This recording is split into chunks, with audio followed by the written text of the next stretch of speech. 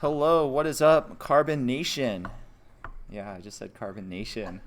We're trying out new things today. Hey, my name is Matt Rosno, with me, DA Khan from the Carbon team, and welcome to Developer Essentials. This is a 5-week course where we talk about anything front end and anything specific to the Carbon design system.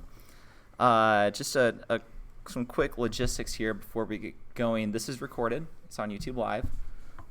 We'll just do reminders right now. Just smash it. That subscribe button. Do it. Help us out here. With that, there is a live chat part of YouTube. We also are active on Slack. So internally at IBM, the Carbon tutorial Slack channel for anything and everything Developer Essentials as we work through this 5-part tutorial. A quick recap of last week. It seems like things went relatively well. Hope everybody had fun using GraphQL and getting their feet wet and everything that offers. Compared to the previous weeks, there were fewer questions than before, and I hope that means things are going well and we're not dropping off here. But as you continue to work through the tutorial, you don't have to do them sequentially. If you want to just start with step 4 fresh right now, you can play catch up with 1 through 3 if you want to. They do work best if you do them in order. And so with that, I'd like to turn it over to DA to introduce part 4 of Developer Essentials and what we are up to this week. Yeah, so part 4 of the Dev Essentials is a kind of basic overview of creating a component from scratch and using Carbon's elements, so our typography, iconography, our grid, and kind of what that would look like. So like at a high level, basically we're going to make kind of a card component here, and we're going to make it responsive, and we're going to use iconography and typography that's in line with Carbon's elements. We do it from scratch. I think so. A couple other things worth calling out are, let's see. Let that preview load in later then. Okay, cool. There we go. So no, you switch over to step 2. Oh, yeah, you must have just fat fingered it. Go to step 4. Oh, there we go. Okay, cool. There it is. Yeah. Yeah. So we're going to be using the grid. We're going to be making it responsive. Just this kind of simple component right here. So we start out by just fleshing it out and getting kind of like showing you, if you're creating a brand new component, like what the import exports look like, kind of how we suggest you might set up your folder hierarchy, and some markup examples as well. Kind of using our classes there to bring in our colors and our type and kind of the right spacing and proportions. Yeah, so we are obviously we're building a React component, so we're showing you some of our best practices there. It's probably been said before, but each one of these steps goes through a PR process where the whole team kind of hits it and jumps in and makes sure that we're putting our best face forward in terms of best practices. And so this kind of, if we were building a component from scratch, this is what we might do. Yeah. Anything else you think we should? Before we jump into accessibility, yeah, when it comes to the PRs, keep them coming. So just a reminder on the badging process. We are offering a badge for completion of Developer Essentials, and we're verifying completion by submitting a PR at the end of each tutorial step. And unlike a traditional PR that has intent of getting merged back into master, these pull requests are simply for review purposes. So each time you submit a pull request, we have Netlify hooked up to this GitHub repository, and that publishes and builds a Netlify preview link that then you can share externally, or you can review yourself. And for the different education lab branches globally, we have 10 or so that are doing in-person labs as you go through this Developer Essentials content. It makes it really easy for those local education branch leaders to review what you just previously built and see that live. So as with the previous 3 steps, the completion of this is a pull request. Again, not to get merged in, just to get reviewed and then closed. Yeah. Cool. So, did I introduce myself, maybe? Yeah. Okay. Should I? Let me do it. Do it again. I'm going to do it again. Yeah, so I'm mostly a front-end developer on the Carbon team, but I'm also a web accessibility advocate. That just kind of means that I make it a point to on Carbon, accessibility is one of our main pillars. What we're building, we built 10, and moving forward, we're going to build our major versions around accessibility as a feature. We want to be accessible out of the box, and so some of my job day to day is organizing the projects around that, making sure that working in tandem with IBM Accessibility, Sharon and her team, to make sure that any new work comes in meets specs and standards. And let's kind of talk about what that means now, right? Absolutely. Cool. So what does that mean? Yeah. So at IBM, we have a certain number of requirements for this. This honestly covers more than just web content, but that's kind of what we're focusing on here. So, but essentially, we have this checklist here. So it's based around this section 8 compliance, right? And so, basically, if you're going through this checklist, there's a lot to take in here. It can be a little daunting, but it talks about like just operability, perceivability. There's some high-level concepts going through. You can actually click in and kind of speaks about keyboard navigation, the expectations, some examples, whether you're building for the web, for mobile, a few more platforms, and the links out are actually quite good, going to tutorials and examples out on the web. It's worth noting that some of our expectations are more strict than some of the accessibility tutorials that you'll find on maybe Medium or Egghead.io. Like we have a few extra requirements, and it's because of the scope of who we make software for. So that's worth keeping in mind as well. So coming back here and checking with this accessibility checklist is something that I think is totally worth doing. So this is kind of where we start. We start here. So obviously there's a ton here, and to help get us a fair bit of the way, we use a tool called DAP. We're logged in as Matt here, but it's the Dynamic Accessibility plugin.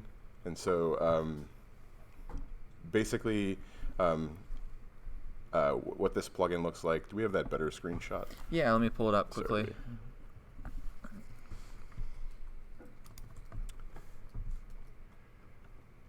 Cool, yeah. Right, I'll stop scrolling there.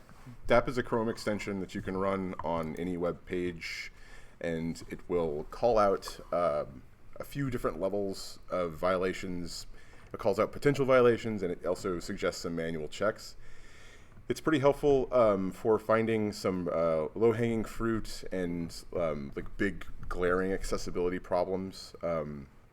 It also does a great job of linking out to documentation about how you might fix those issues. The documentation I've found is mostly in plain language, and it's really followable. Where sometimes the WAI, ARIA stuff can be a little bit gorpy and complex, and it's hard to kind of go, well, this is the problem, and how do I actually go about fixing this problem? Because it is worth noting that you can create a further mess by just throwing ARIA at an accessibility violation. So anyway, this tool here, DAP, is where we start. Obviously, we would like no violations in DAP. That'd be a great place to start. And at that point, we know that we probably have a good like base level of accessibility and inclusivity for a component or something that we're building.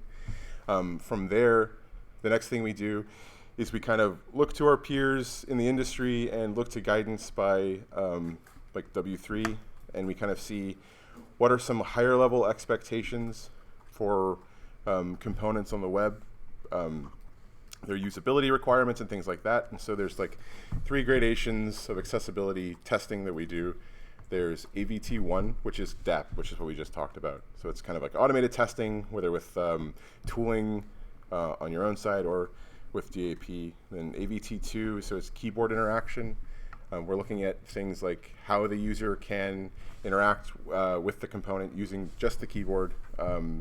There's certain expectations outlined about interaction patterns, and then AVT3 is we will test for screen reader and magnification as well. I should say that when I say we are testing, what I mean is the Carbon team and then IBM Accessibility, who actually works with us day to day, contributing to our repository, writing open source code and helping us fix problems. They've been absolutely vital to this process, and we thank them if they're out there in the chat right now. Cool. So that's kind of like a big high-level overview of the kind of things we look at. I'm sure maybe there'll be questions. If there are, I'm happy to dig in deeper to any one of those points. Currently, if you want to use Carbon components and you're unsure as to the accessibility status of a certain component, that's a great concern to have. It's really fantastic. So the best way to track current and known accessibility issues for Carbon components is through this projects board here. So this is a GitHub projects that anyone can view. This right here is for our accessibility. This is known issues. They're split into work streams. We just have backlog, in progress, and closed. So you can, if you're looking to either see if something that you're seeing coming up in your implementation, either a violation or something you think might be a violation, if you want to like cross-check that with open issues, this backlog here is a fantastic place to start. To another point, if you're just looking for somewhere to jump in, this backlog is also prioritized, so please feel free to take any cards off the top if you've done accessibility work before and you want to help out. We are always accepting pull requests and mega happy for any help that anyone can give us. It looks like a lot, but honestly, there's not much here. Kind of just jumping into this top issue. So we kind of we triage issues. I think it's worth speaking about this. Severity 1 means that it's sort of like it's a red alert. It affects a lot of our user base, and we want to get this fixed as soon as possible. We'll also outline like what packages it affects. So we have some main core packages, vanilla, React, etc. After that, we talk about priority high, and that's essentially when we would like to see a fix happen, right? So if we have a high severity issue, and that is high priority, that means this should go out in the next few updates for sure. This is something that we want to get to right away. We also have some other auxiliary tags like good first issue and things like that. So if you're looking for something a little less with a little less cognitive overhead, just jump in and help out. That's also a great place to start. If you're using Carbon components and you find an accessibility issue or something that you think might be an issue, even if you're unsure, and you want to submit that issue, we have. So if you go, I'll kind of just show you the whole process. So in case you're unfamiliar, if you go to Carbon and you look at our open issues, maybe you've done a cursory search for your existing component, making sure that there isn't an issue in the pipeline. You click new issue. We have these cool templates. Well, cool. I mean, we have these templates here. And if you start an accessibility template, we have a few questions that we ask you to kind of fill out in detail. We just want to know some basic, like what kind of environment are you using? Tell us about your operating system. A lot of this, it can kind of seem like eye-rolly and mundane, but it honestly helps us to dig in and give these problems first aid more quickly. It can be kind of hard sometimes to mind read. Another thing is kind of talking about how you found the issue. This is also something that it can really have an issues triage turn around from maybe an hour or two to a couple minutes if this is filled out properly. It's fantastic. Carbon version, obviously, but anyway, so you can just fill out this template here and don't feel like you have to be an accessibility expert to report an accessibility issue. Absolutely not. And I think any of us on the team would claim to have expertise, but we're working every day, and we definitely have experts at IBM who are helping us. So yeah, please just jump in and help. What else do you think? Should I? Let's turn back to what we're building this week, and let's check out the design And maybe, here, I'll pull up the completed example. As we're building something like this, so it's this light gray section here, from an implementation perspective, focusing on accessibility, what are things that we would consider as we put this together? Yeah, so there's with or without DAP, right? Without DAP, the things that I would start to think about right away are color contrast is kind of the big one, right? So if we have the designer specifying certain color gradients and the typography or things like that, we want to make sure that those meet our 3-to-1 requirement in the specification. That's super important. Iconography as well.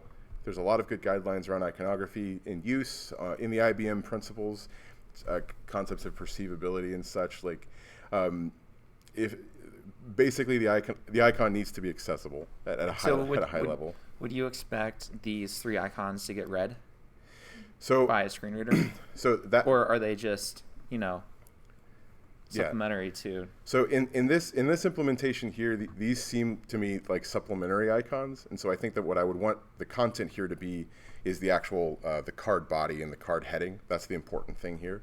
Now, if the designer came back and said, like, no, part of this concept is this iconography of the tiny man with the heart or whatever, then okay, then fantastic. We need to come up with a way for that to be read as well in context, though.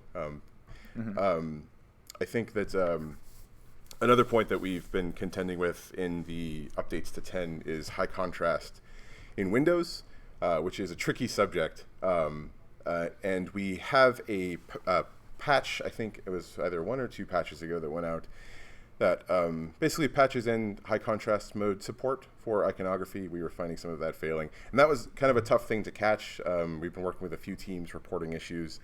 And so in our base CSS reset, we do include support for high contrast mode because if anything other than screen readers, if they need to see that iconography, then Windows was just basically blowing them away. And so, yeah. Some other things that we would think about is, in general, the size of text. So the color contrast is actually dependent on the size of the typography, which I think is something that a lot of people might miss. DAP is pretty good at contrast checking and kind of helping you get base levels. What I'd say is even better is the built-in dev tools in your browser. I think basically the 2 big, Firefox and Chrome, they both have absolutely phenomenal accessibility tools, like really giving us absolutely no excuse to miss something like that. They're fantastic. The tools are better than they've ever been. Something else I might think about is internationalization is a big issue, and that's something that we talk about when we talk about inclusivity. So internationalization from a Carbon standpoint is handled on the implementer side, so we're not going to necessarily, we're going to give you the handles that you need to make something internationalized, but we're maybe not necessarily going to do that work for you. We won't show you a component in Portuguese or something, but we will give you the runway to make that happen yourself. I'll say what about the heading elements? Oh, right. Yeah. So for example, the principles there on the far left is an H3, just given the rest of the page of the information hierarchy. Yeah. And then we have Carbon is open, modular, consistent as H4s. Is that good? Is that bad? Yeah. So does it not matter? Well, so so what I would say is that obviously tests, right? Like that's where we would find out if that is actually good or bad. What I would say is that from our AAT testing, we want to see your heading hierarchies descending. You want to see them in a logical order. That meets that specification. This is kind of a tricky component. Like, how would this be read, right? So if I was listening to this component and not seeing it, it's interesting. Would you read the principles and then just begin with headings? Would you read headings and then content? How would the user experience this component? So that's something that is sort of the harder work that can't be caught by automated accessibility testing, and really requires a developer or designer with a level of empathy kind of just thinking about those problems, right? And so from that standpoint, what I would say is like, I don't know, but let's go get this in front of a habitual screen reader user, have them interact with it, tell me where it is, tell me where it doesn't make sense, or tell me if it makes sense, and kind of go from there. So it's about making the effort. Yes. Yeah. Because something can be absolutely accessible on paper. The markup's great. The headings are right. It's the HTML semantic. They've used thoughtful typography and color, but it is an absolute mess when it comes to screen readers or the like. So. And actually, we came across this as you and Audrey put this example together because this gray section is using a section element. Yeah. And then each of those columns 2, 3, and 4 are built with article tags originally. Mm-hmm. And then you ran DAP. Yep. And DAP said an article needs a label. Yes. And then at that point, it's like, okay, these things don't need to be labeled. Maybe we shouldn't use an article tag. Mm-hmm. Like maybe this should just be a div. Yeah. And so at that point, we're sort of like sliding between ARIA guidelines and practices, right? Because this component, what would you call this? It's a set of cards and a big div that is also the name of all the cards. Like, so kind of complex problems like that pop up, and you kind of just need to come up with engineer solutions to the problem. And then the other half, in my opinion, the most important part is going and testing those solutions. So I think one of the cool things about working at IBM is our access to habitual screen reader users, people who we can turn to. And I say habitual screen reader user, and I think that's worth diving into. I can test with a screen reader. I know how to use VoiceOver and NVDA. I'm not bragging, because I'll also add I'm quite bad at it. I don't use it every day. I don't rely on it to navigate the web, and so I'm clumsy. I don't know the shortcuts. I'm not interacting with this component as I actually would if I relied on that tool. And so me reaching out to those people and saying, hi, can you use the thing I've made and tell me where it makes sense, where it doesn't make sense, maybe how I can improve it. There's a group at IBM called ABLE, which is IBM ABLE, and they're complete volunteers who work at IBM, and they're screen reader users, keyboard users, and they volunteer their time to test the software we make to make sure that it is not just accessible, but inclusive and usable, which are kind of the other two big caveats, the kind of things that we look at as well. Mm-hmm. So something that may seem so simple in these two components that we built in this step, you can really unpack a lot once you're considering different user types Mm-hmm. and needs and just considerations in general. Yeah. So as you go through this step, be thinking through that as well, instead of just simply copying and pasting code snippets. Same goes for the different type tokens, color tokens, spacing tokens, the icons themselves. Carbon provides a lot, and we make it very easy to use the pre-built styling. As you go through this, it's also good to consider, like, what would I have to do if I wasn't using a system like Carbon to achieve, this design? So the code snippets may seem simple. Now that the styling for this one is a little more complex because we're using our Carbon breakpoint mixins just to get this to reflow in an optimal way. But as you go through this, just take notice of what's going on, and hopefully that helps you learn the most. So then you can use Carbon going forward with your own components. We get the question a couple times a week, usually, like, how accessible is this Carbon button, for example? I see that it has an open issue with some accessibility testing tool or something like that, and I think that's a fair and a great observation. But what I'd say is that out of the box with things like Carbon elements or at a higher level our components, what you're getting is all of the dozens and dozens of closed accessibility issues. The community has kind of come together and shored up and helped us build this thing in common. And so if I was going out and I was told to just build a marketing page from scratch, the first thing I would think about doing is leaning on a library of tools and pieces, something like Carbon, because there's, like we were talking about with this component here, which seems simple, but if you're someone who kind of thinks about and works with accessibility, when you look at a component like this, you kind of start to scrunch your forehead, because the first thing you want to do is turn on your screen reader and basically hear how this is broken. And I think that's totally fair, because simple is very hard, I think, is like an old saying when building the web. But Yeah, so you get a lot out of the box. So contrast on typography, SVGs that are accessible in Windows in high contrast mode, which is kind of a big question mark for a lot of front-end developers. Yeah, so I think that's worth speaking to. Awesome, sounds good. So at this point, let's open it up to questions in the room. Holler if you have any questions. Online, we apologize. We're on IBM's internet, so if it's not coming through well, can't really do anything about it, so we apologize anyway. Any questions on the chat?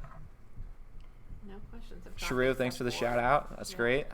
Looking for a link to the checklist that DA showed earlier, which I put as www.able, IBM.com/able. Oh, cool, yeah. Yeah, we will. We'll repost all these links.